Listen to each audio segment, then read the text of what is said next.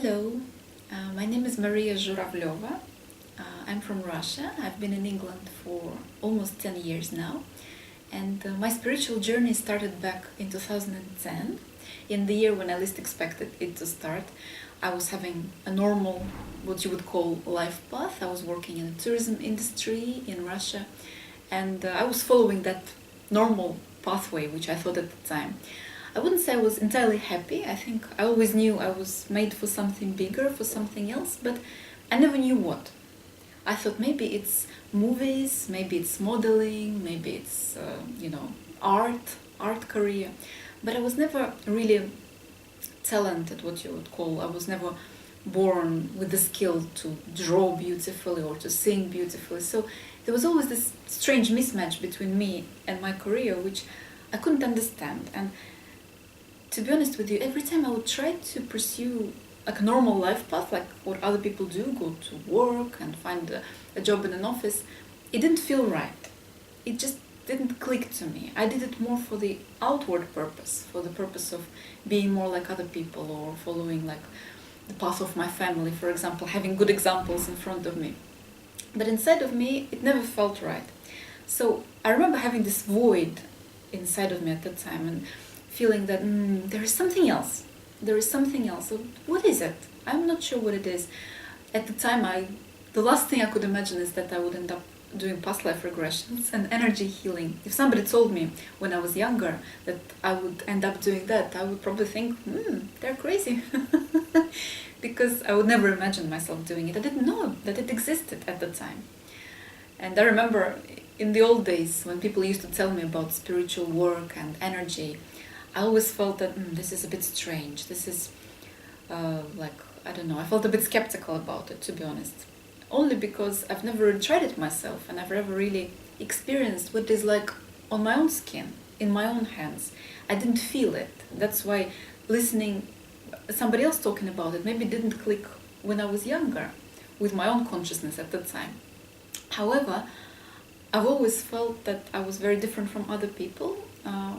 Even since I was born, I've always felt really, really different, and I didn't really blend with the society. I always felt a bit alienated and lonely, to be honest. Many times I would just feel lonely. I felt I don't belong to this planet, and what am I doing here? Why am I in a physical body? Why is it moving like that?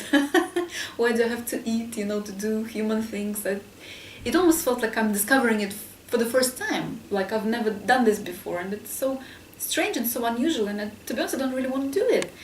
And it took me ages to find my life purpose. It took me ages to connect and to understand that I'm here on a purpose, on a mission. I'm here to help other people, to help myself, to explore this world of physical energy, of physical realm where we live in the material world, to be able to be in a body, to function in a body, and to understand that, yes, it is also a beautiful experience and we can find peace and love in doing that too.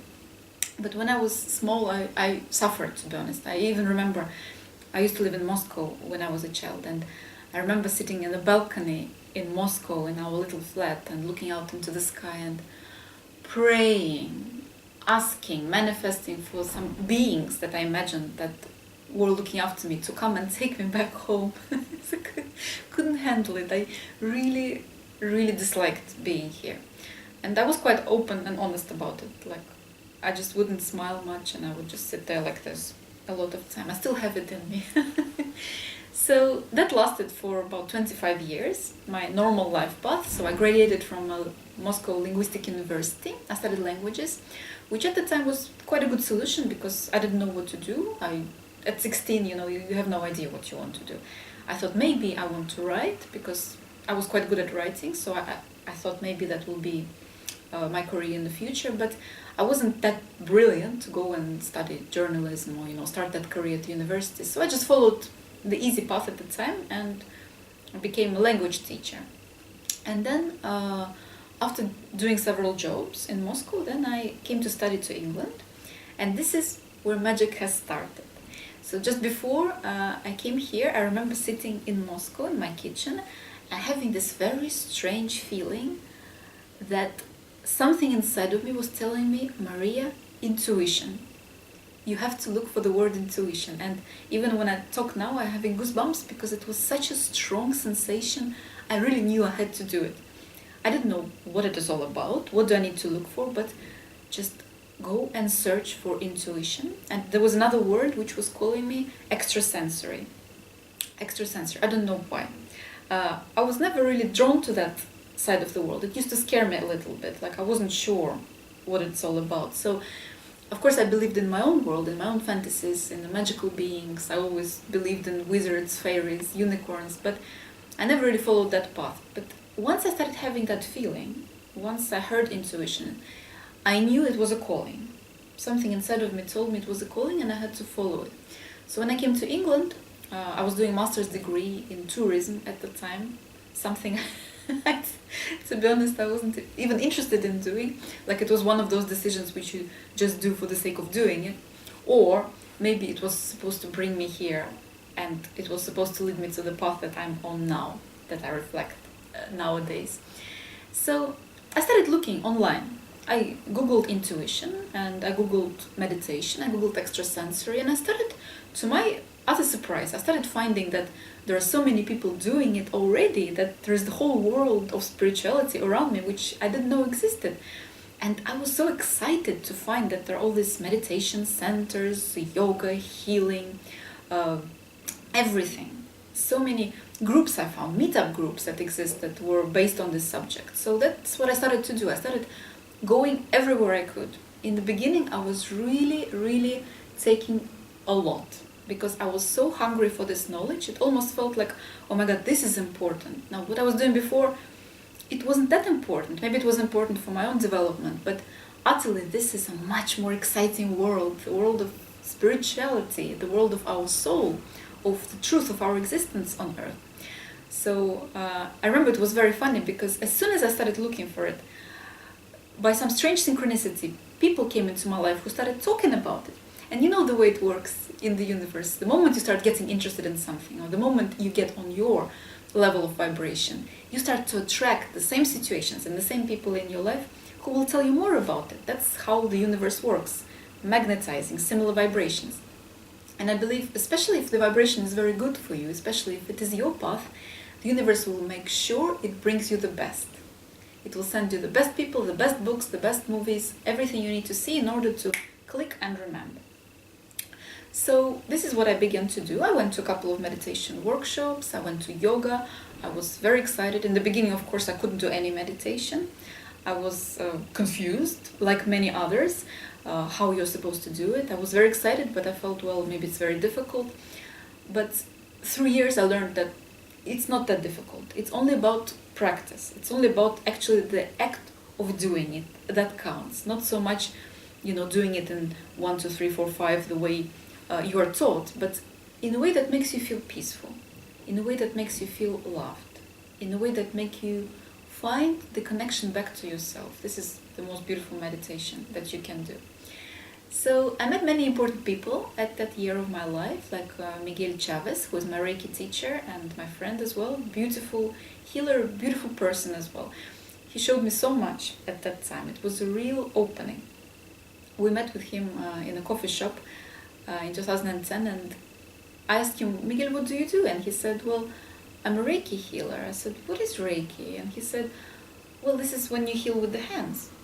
And I thought, oh my God, heal with the hands, like I would love to be able to do it. I said, can you learn it? He said, yes, of course. This is a technique, you can learn it like anything else and practice. So immediately I signed up because I was so excited. This sounded so good. And that helped me to open the world of my palms and my hands and literally bring in the whole new dimension in my life, which I didn't expect. I didn't know it existed, the dimension of energy. So from doing Reiki, I found the world of subtle energy that exists around us in shapes, in forms, in colors, in lights and sparkles. And you can take that energy and you can shape it and maneuver it in a way that you like. And this affects all of your body, all of your systems, not just the body, but also the life, different aspects of your life. You can channel that energy and direct it to various sides of your life, like love, relationships, work, health, personal life, so many things. So I started channeling the energy and just writing down whatever I received, whichever practical exercises I received, and I found so much help for myself. My life really moved forward, and this is what I teach now in my courses, which I call Energy Creation, Language of Energy. So in 2010, I was blessed to have this little miracle in my life that I came across the work of Dolores Cannon. Till now, it's been 8 years now, till now I have goosebumps whenever I talk about Dolores, whenever I talk about quantum healing, and whenever I remember that day that I first discovered it. So I was in my little studio room as a master's student in Bournemouth, looking online, and all of a sudden this video comes up and it says Dolores Cannon.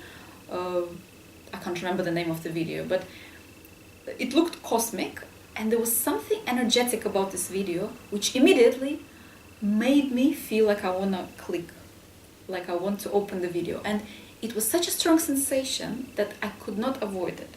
Sometimes, you think, oh, maybe I'll do it later, maybe I don't need it. This time, I was just magnetized. So I click play button, and it wasn't a video, it was just the audio. So I was listening to the voice, and oh my God, immediately I felt this very, very strong energy coming all over me. And this very powerful voice, which almost was unearthly, almost it was from a different dimension, started speaking. And it felt like it started connecting me to some very big knowledge, which I didn't expect, something much, much, much bigger than the world I was living in, the physical world I was living in. And it was such a deep, powerful voice, confident, but also really speaking to your soul and really coming from a different place, from a different dimension. Almost like it wasn't human. I was so magnetized to it, and I remember I was in awe, like this, completely, because all of a sudden I heard everything that I ever dreamt about. Dolores was speaking about other life forms, about other planets, about life after death, about past lives, and most importantly about this beautiful power that exists within each person, each being on earth and everywhere else, this beautiful energy that is everything, that knows everything about every person. It knows all the information about all of us. It knows everything about our body. It knows our past, our present, sometimes where we're going in the future. And this power can help. This power is our guardian. It is looking for us all the time. It's looking after us all the time, and it wishes us well. This is pure love. We all have pure love that exists within us at all times. It's beautiful, beautiful power that is like a best friend or a guardian that is looking after us every moment of our life.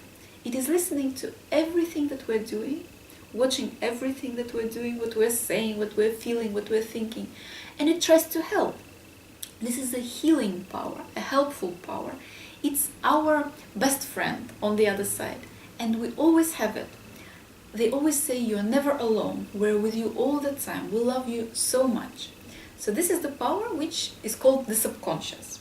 So this is not the subconscious that traditionally is called by the psychologists. This is a slightly different level of energy. Dolores called it the subconscious for the ease of this term, but you can also call it higher self or universal mind or higher consciousness, whatever you decide to call. To be honest with you, names don't matter here much. It's not so much about the names, it's about the energy of this. So as I'm talking, as you're listening, as you're talking, we are connecting to it already. Anyway, whatever we call it, however we explain it, it doesn't matter. As we're talking right now, wherever you are, you're receiving this energy at the same time. This is how powerful this is. You are already being downloaded this energy. So what is the subconscious? It's like a universal mind, a universal power that has the knowledge of everything that has ever happened to you. And it knows everything that happens in your body. And this power can scan the body, can look through the body, and can find where the body might have a problem, maybe an imbalance. And most importantly, this power can heal the person through the person themselves. So it can assist self-healing without any external help, with the person being deep in a relaxed state, in so-called trance state, during quantum healing hypnosis session. And this is the most beautiful scene you can ever experience in your life, because This is pure natural healing that happens within the person. We all have an ability to heal ourselves. Now, of course, this comes at different levels. Of course, some things may take longer to heal. Some illnesses may be here for a reason. They serve a purpose. Maybe the person needs to have that for some time so they can learn about certain aspect of their life. But it's good to know that we have the capacity to heal. We have the capacity to look through the body, find the problem, understand where the problem is coming from, how it is related to a certain emotion, to a certain experience in our life, and cure it. And this power lays within each one of us.